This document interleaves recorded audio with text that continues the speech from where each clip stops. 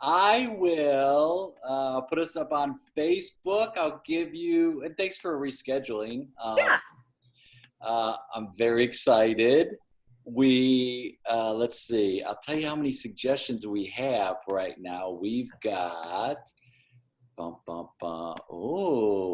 wow. We are now live on the old Facebook here. Okay. And I'm doing a little title there. We have bum bum bum bum. Hoo hoo hoo. 29 suggestions. So pick a number between 1 and 29. Oh, lucky number 13. Oh, yes, 13. Great choice. 1, 2, 3, 4, 5, 6, 7, 8. Wait, hold on. Now I got to count again. 1, 2, 3, 4, 5, 6, 7, 8, 9, 10, 11, 12. This comes from, Jayant Chopra, and the suggestion, Hollywood Hills. Our suggestion, Hollywood Hills. Interesting. So how does this work? We just go and then you call scene, that right? Yeah, I think we just look right over and if you see anything you like just point it out. I mean, the hills are bigger. Yeah, I think they're kind of disappointing, actually. Yeah, right. I was going to say the same thing. I was like, in my mind, I have it set up for something huge, and I'm looking, and I'm like, maybe there's something I'm missing. I don't feel like I'm missing anything. Yeah, right. Like it's supposed to be like this beautiful place of dreams and movie stars, and it just seems like a lot of dirt. Do you think my thought is I've built it up so much in my mind, and it's been built up because you hear about it so much, and you hear about, this is where the movie stars are, and this is Hollywood, and it's all glamorous. And then you get here and you're like, like you said, a lot more dirt than I would have thought. Yeah, but Roger, you do that with everything. Oh, for sure. My whole life is about disappointment, Carol. I know, but I just feel like you have all these thoughts about what our marriage is supposed to look like and what our kids are supposed to look like, and it's just like we can never live up to those things. And this trip is just another one of those things. Oh, remember when I proposed and I actually got a horse and a suit of armor and I fell off it? I wanted it to be so special. Yeah, it wasn't. No. Man, nothing. Wow, you're right. Carol, you're right. I set things up and it's like an inevitable disappointment. Yeah, you always told me you really wanted to work your way up the ladder there. You were going to be the lead architect. You were going to be the one with all the plans and all the motion. You were going to be the one that called the shots, and you're still just the one getting coffee, Roger. I wanted to, I have a plan. Now, you're right. I thought it would come to fruition a lot sooner. And I would be a partner at this point in my life. And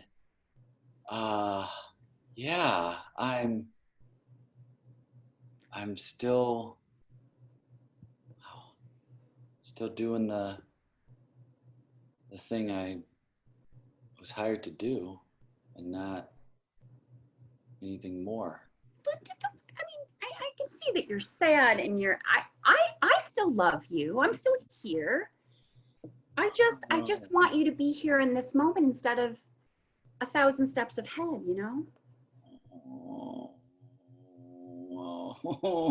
It's all I've ever wanted, Roger.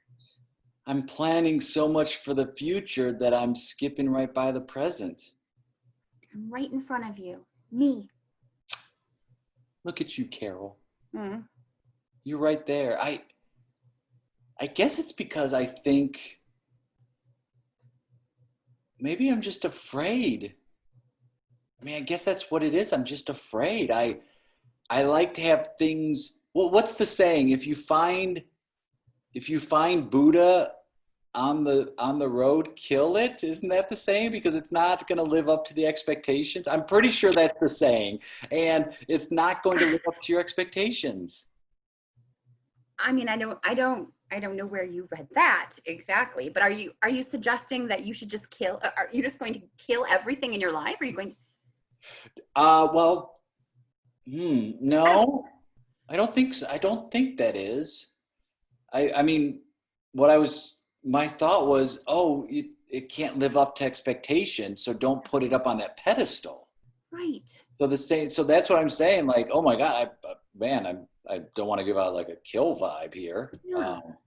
Like you always told me that someday I'd be able to stay home and take care of our kids and just enjoy being a housewife and a mom and you know, already I showed a little bit of interest in selling Tupperware, and next thing you know, you've got this vision board of me being the regional vice president, and I don't want that, Roger.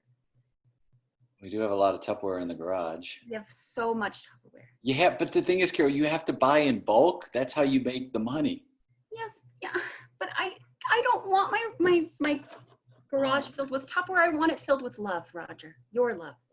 Oh, Carol, I'm sorry. I've set us both up for disappointed. I get really excited, and when you showed interest in something, it was my fault. I said, oh, then why don't we do, and I took right over, and I already had a future, but I wasn't paying attention to the present. And Carol, I just had an epiphany I want to share with you. Okay. I don't know if it's the sunlight coming down on your hair, or if we're here and I've just realized that not everything is as big as I have to make it be, but I want to start a family with you. I want that to happen. Oh, okay. I want that too. Yeah. But I need to know that if we were to like combine our love and have a child in this world, that you would not put the same expectations on our child. Oh, I mean, our child will grow up to be the present. No. Our child will grow up to be whatever it's going to be. Yes. Right? Isn't there something very freeing about that, about not knowing the future, about throwing caution to the wind? It's very scary, but because I'm with you, it's not as scary. And I'm aware that I said it so I can make a change. Okay. I mean, that kid could grow up to be a garbage person, or a chemistry teacher, or an architect. It's old man. Or a housewife or husband, either one. Yes. Or just someone that gets coffee for architects like you. Just a coffee jockey. Just a coffee jockey, but our coffee jockey. I want to say thank you, because this whole trip I kept thinking, I got to make it the best. I got to make it the best. I got to make it the best. And I've not been here with you. And if I just stay here with you, it will be the best. I don't have to try. I'm trying too hard. Roger, this is all I've ever wanted. I mean, we're in this place where dreams come true. Yes. And maybe it's about our movie. Maybe we're the stars of our own show. And it's a choose your own adventure. Yeah, and we get to write it and rewrite it, and it doesn't have to be a hit. It just has to be ours. It just has to be ours. Mm-hmm. Oh, I love that.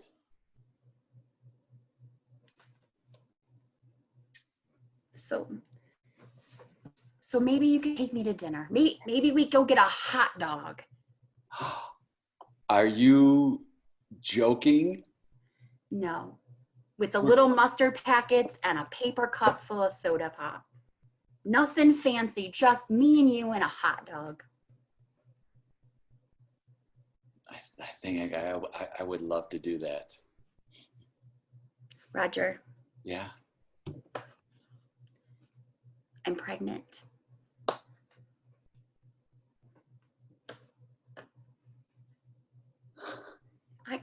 I know.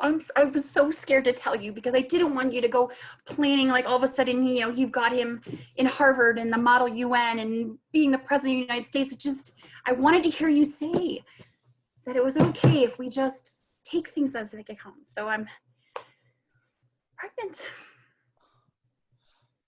My God. Wow. I love you. I love you too. This is the place where dreams come true. And just boring old normal dreams, nothing crazy. The kid will be what it's going to be. It'll be what it's gonna be. Scene!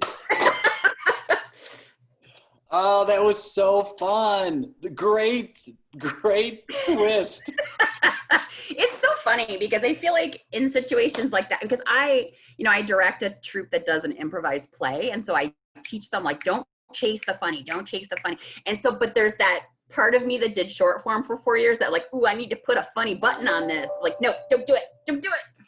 Well, and I think that's good because don't you feel like you're always generating information and options and choices, and you can skip by the ones where you're like, ooh, this seems like it's going to need there's something bigger than that thing.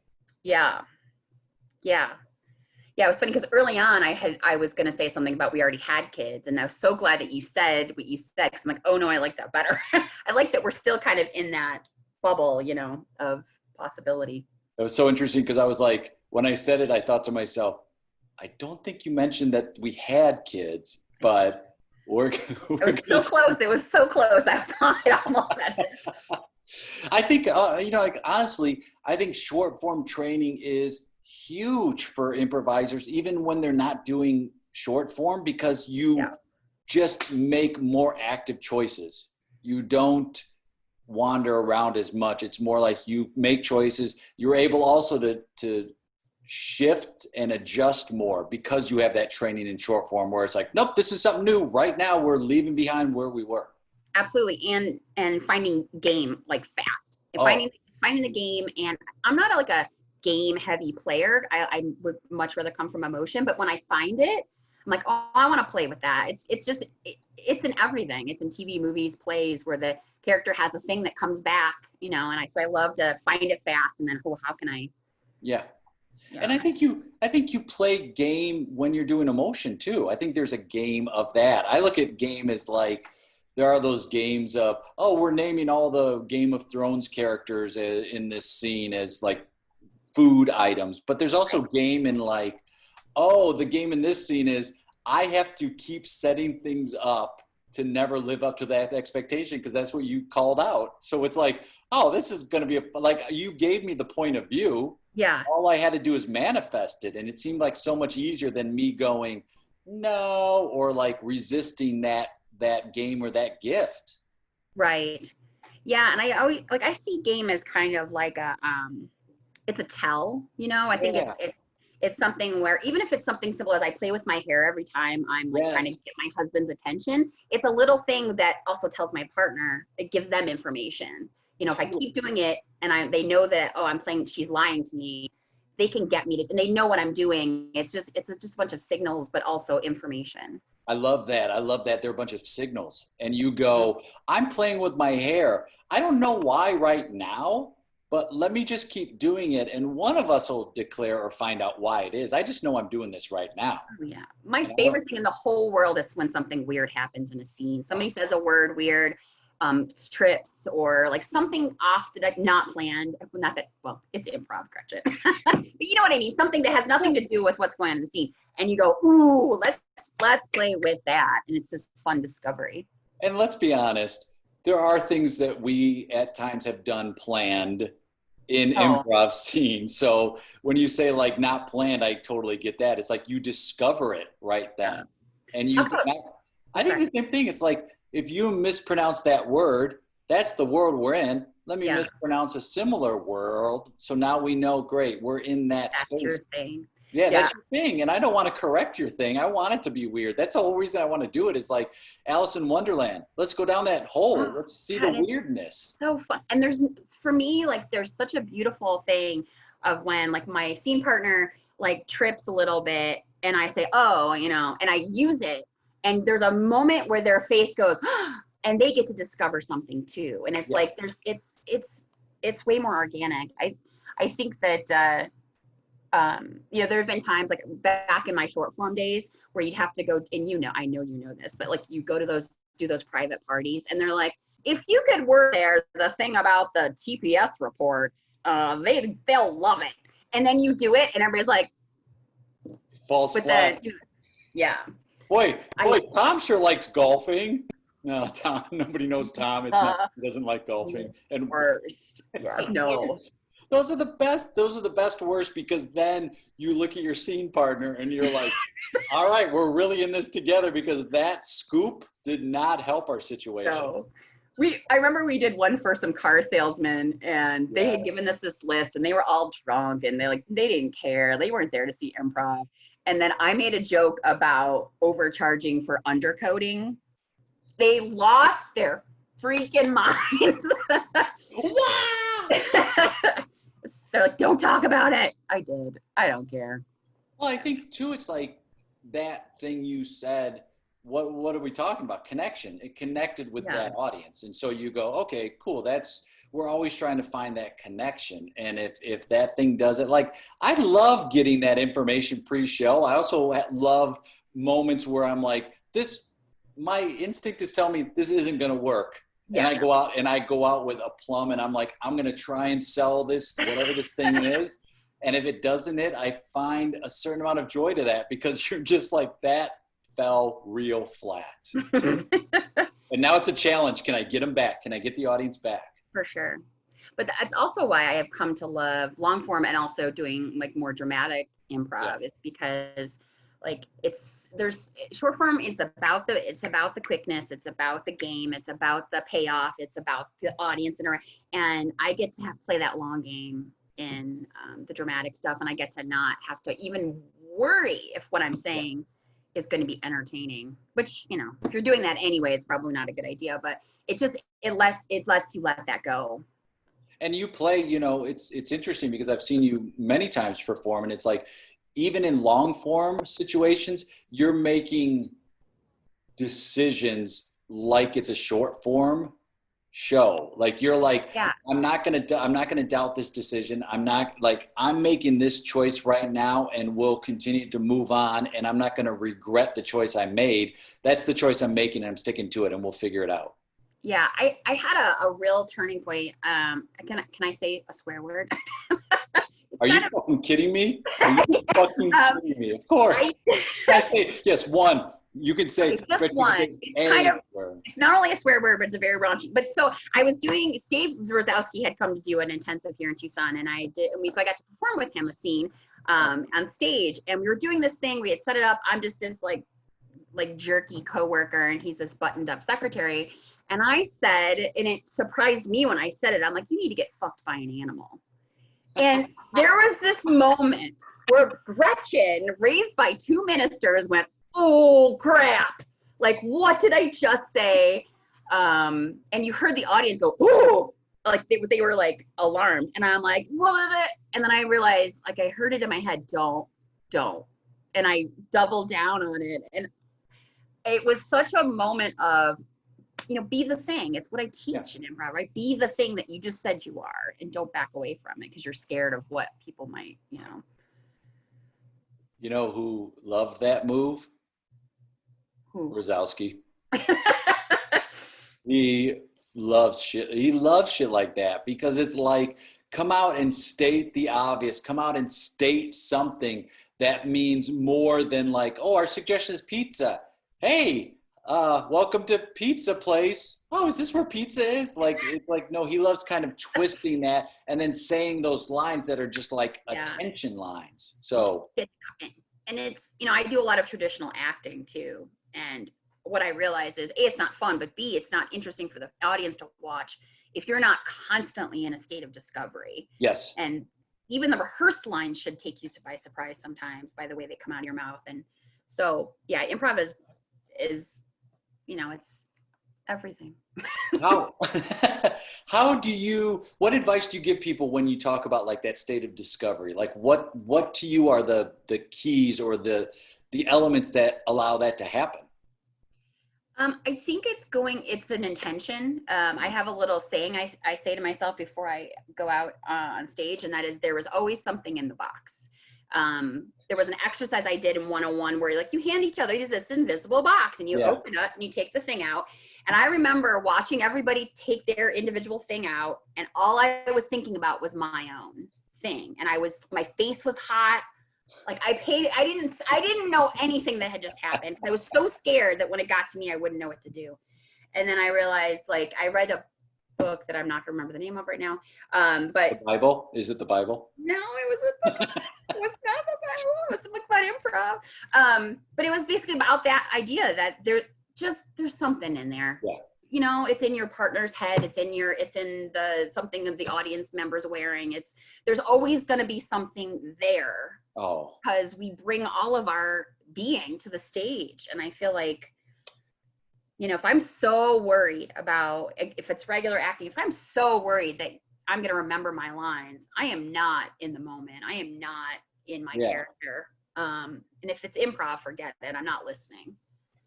That's such a great piece of advice, is there's always something in the box. And so how many times I get sad when somebody goes, here's a box, and the partner opens and goes, oh, there's nothing in it. Like they do that all the time. And it's like, why not have something, discover it's there, discover it, try to stay present and go, there's going to be something there. Like, and that's great advice for anyone. It's amazing. Like that level 1 class, that moment has stuck with you so long. I say it before every time I perform, even just regular theater. Right. And when I was teaching Improv 101, I created this game, which I'm sure there's other people that have created this. I'm not that unique, but where it's basically it's a gift giving exercise. I physically give you a gift. I have to show you what it looks like. I hand it to you. You have to open it and say what it is. And then I get to tell you why I gave it to you. Oh, that's great. So we get to kind of create this relationship around this gift, you know? Well, that's so brilliant because it's forcing both of you to have ownership. Yes. So many times it's like, you know, people go, here's the gift. It's this. Here's why I got it. Here's what you do with it. And you're just like, all right, you've given me all that information. So that's a lot of work on your end. But if we could share that load. For sure. And by the way, that was very much Gretchen year 1. I was like, I want to tell you what this scene's all about. I think it's control, right? You want to control it, and then eventually you go, oh, it's more fun if I don't. Yeah. It's more fun if if it unfolds and it goes where it's supposed to go. Yeah, we did one of the first Improv Utopia camps I went to. Actually, the first Yosemite one, where we learned Paul Valancourt did the movie, the movie form, and so we did that, and we did our performance on camp night. We had built this beautiful like teenage werewolf like movie, and this one guy who had been quiet pretty much the whole time, all of a sudden says, "You know what will save us? Taylor Swift." And I'm really transparent right here. So I'm sideline. I'm always like, don't react. And we all kind of went, and by the end, we were all just, because nobody could come to an agreement on a song, we were all just chanting Taylor Swift, Taylor Swift, and it killed the vampire and the werewolf. And it was like the funniest. I don't know what just happened. But what we thought was like, how dare you say that based on what we've built? It was really a beautiful, fun gift, you know? And that everybody grabbed onto. Oh, and it's what people remember. They say Taylor Swift, Taylor Swift. Now you and I we have something in common as well. We both don't drink. And in a sea of improv where a lot of times things are in bars, or for me, I quit when I quit, 2008, but for a long time I had been around booze and in bars and I just got to a point where I was like, it's not helping my situation. And it actually let me be more present and aware and more vulnerable, which I did not like to be for a long time. How do you feel like it's affected your work now? Yeah, it's so funny because there was a time when I was getting sober that I was like, will I still be funny? And now I'll say that also by saying that I rarely, if ever, drank before I performed because I was always, I wanted everybody to be safe. Once in a great while, but it also was so much, like you said, a part of going out afterwards or going out beforehand, or it's just part of that culture. And so initially it did kind of hamper the social part of that experience. But now I can go sit in a bar afterwards and I'm fine, and I can have a ginger ale. But it hasn't, if anything, it's made me like, because I know that I have done this thing, not by myself, but I've done this sober thing. I feel like I'm a lot more, I don't want to say fearless. I don't know, maybe I'm a lot more fearless than I used to be. Yeah. Because I can talk about my feelings, and I don't care if a scene, I've had people come up to me after a show and say that was real. And I love that, because that means more to me than, a poop joke. The poop joke sometimes is great. Well, I mean, I've got a theory. If you say poop, penis, or Jesus on stage, it gets a laugh every time. It's true. No, it's true. It's true. And I think the same thing of like, it's allowed me, I definitely have felt more fearless. I knew something was up when it was like before a show, I would drink, which I had never done. And then in the last like few months, like maybe and it wouldn't be like I got wasted, but for me, I'm like, Mike, I can't not have a drink. And I was getting more like nervous and scared. And I had been improvising for, that was 15 years. And then I was getting more scared, and it was like, but I found it hampered me more, and I wasn't making the same decisions. And I was like, it's not safe for the other performers. I never went on stage drunk, even like during jams, but I'm like, oh, even if I have one drink, that's going to alter my sensibilities, and it's going to hurt what I'm doing up there. And I don't want to put other people in that situation where they're not sure, because I'm so scared that I need to have this, courage to go up there. For sure. But for me, it was more, like I said, the social part of it, where I'm always way more concerned about what my peers think of me than an audience. Because I know the audience is there, they respect whatever, and then but anyway, I talked about Camp Improv Utopia. The first year I went, I was new to long form, and there are all these people, and all these the LA improvisers are intense, and now in a great way I can see it. But I felt so out of my league, and I thought everybody was judging me, and and I didn't even say, I literally said nothing during our performance because I was so scared. Brian O'Connell had to pull me out. But what drinking does for me in those situations is it allowed me to talk to them, to like talk to these people that I thought less of me, and allowed me to put me on some kind of mental even playing field with them. And now I know that not only if you don't respect my talent or who I am as a person, that has nothing to do with me. And totally, it's the work that I've done in the program, or being sober, that has allowed me to go, I'm going to get out there, I'm going to do the best thing I know how to do, I'm going to listen, be present, and it's going to be great or it's not, and that's okay. And I don't sit there anymore, maybe a little bit, but I won't sit there for weeks thinking about a scene and what I should have said. I let go of a lot of that anxiety. Wasn't that so tiring? Exhausting. So I would watch fake recordings and be like, oh, if I just hadn't said that, it's what? That's crazy. I blew it for everyone. I messed up. I should have. Next time I'm going to, and it's like, it's wasted energy. Like what we do as improvisers is real tough. You and I, without a script, try to figure out the dialogue and stay present in the moment. Like, with not even adding the element of trying to be funny, but like, let's just try to be present. No pressure. Man, that's very hard to do. That's such an impossible task. And so we don't give ourselves enough credit sometimes. Just getting up and doing it is pretty great. It's, you know, improv is magic. If it's done really well, it becomes magical. But I think like, if you can just sit up there and listen and react and be in the moment and be like, I don't know, this might be boring. I don't really care. It is so hard, much harder than we give ourselves credit for. Yes, for sure. And I feel like it's, but on some level though, it's hard because we have all of those layers as people that we put on ourselves. Yes. And it's actually super easy to just go, oh, you said this, so this is how I feel about that, you know, and then I say this, and then you tell me how you feel about it. And I mean, that's not always going to be the best improv every time, but well, I feel like it's stripping away.